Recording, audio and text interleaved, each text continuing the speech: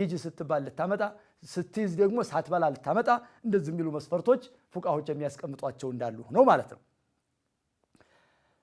والمعلم وغير المعلم يسلطنوم ያልሰለጠነውም وما يباح اقتناؤه وما لا يباح መያዙ የሚቻለውም መያዙ የማይቻለው ውሻን መያዝ ውሻን ማሳደግ ውሻን መንከባከብ ቤቱ ማስቀመጥ የሚቻላል ለማይቻላል የሚቻለው ምንድነው ሰይዱ ከልቡ ሰይድን አዴን የሚያድን ከሆነ ሰይዱ ሐርሲን አዝመራ የሚጠብቅ ከሆነ ሰይዱ ማሽየትን እንሰሳ ወችን የሚጠብቅ ውሻ ከሆነ እቅቲናው ይፈቀዳል።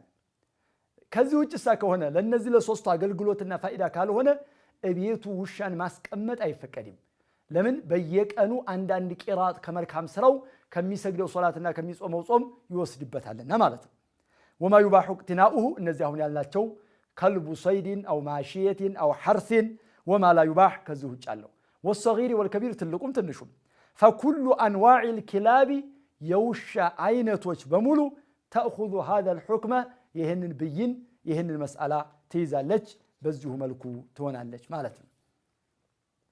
أولاهن بالتراب የመጀመሪያው ባፈር ይሁን የሚለውን بين الأطباء السر في استعمال التراب دون غيره ሌላው ሲቀር አፈር የተለየበት ለምንድነው አፈር መጠቀም እዚህ ላይ የተደረገው ለምንድነው በሚለው ምን አሉ إن فيروس الكلب دقيق متناهٍ في الصغر የሱ ጀርሙ በጣም ድቅቅ ያለች ትንሽ ሆነች በጣም የመጨረሻ ትንሽ ሆነች ናትና ይሄ የማያውና የንቱኑ ሐጅሙ ዛቱ ባነሰ ቁጥር ሁሉ በቃው ላይ ቃው ግድግዳ ላይ መያያዙ ይጠነክራል አሉ።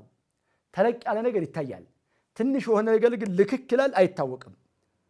ወልወዓቡ الكلب የውሻ ለሐጭ ደግሞ ይሄንን ቫይረስ ያዘው ይሄንን ቫይረስ ያዘው يكون على هيئه لعاب سائل ፈሳሽ ነገር ይሆናል በፈሳሽ ነገር ነው የሚመጣው የዛን እንግዲህ ያንን አፈር ደግሞ የመምጠጥ ባህሪ ያለው ያንን ቫይረስ ምጥጥ አድርጎ ያወጣዋል من على سطح الاناء ከቃው ጣራ ላይ ከላይ ከግድግዳው ላይ የተላከከውን ቫይረስ ሙልጭ አድርጎ ያወጣዋልና ለዚህ ነው ብለው አስቀምጠዋል። وقد ثبت علميا ان التراب يحتوي አፈር እንግዲህ ያው ይተቀሙታል እነዛን ጀራሲሞችና እንደዚህ ያሉትን ጀርሞች ወይም ቫይረሶች ለማስለቀቅ ተረጋግጧል ብለው ያስቀመጡት ጉዳይ ነው አጥባዎቹ።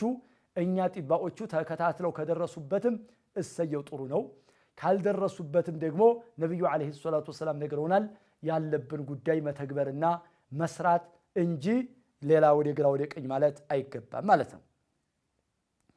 ومع ذلك فنحن المسلمين لم تثل أمر الشارع يشارع تأزاز نقبلالن بقطع النظر عن هذه الفوائد الحسية እንደዚህ የሚታዩ ፈዋኢዶችና አገልግሎቶች ጥቅሞችን ማየትና አለማየት ምንም የሚያስፈልገን ጉዳይ አይደለም።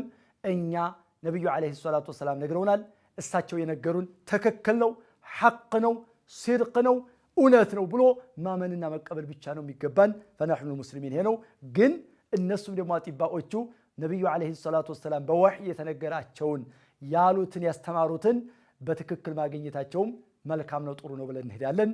قسم الأول ያስተጣጠቡ የውሻ ለሐጭ ነው ወይም የውሻ የነካውና የጠጣው ትጥበት ነው። ከዛ ሌላው ደግሞ ሁለተኛው ከውሻ ውጭ አሉት አስተጣጠቡ እንዴት ነው የሚለውን ለአሁን ለመጨረስ ሰዓት አልቋል እያሉኝ ነውና باذن الله عز وجل በክፍል 17 ይጀላችሁ መጣለው قسم الثاني ሁለተኛውን ክፍል እስከዛው ድረስ ወሰላም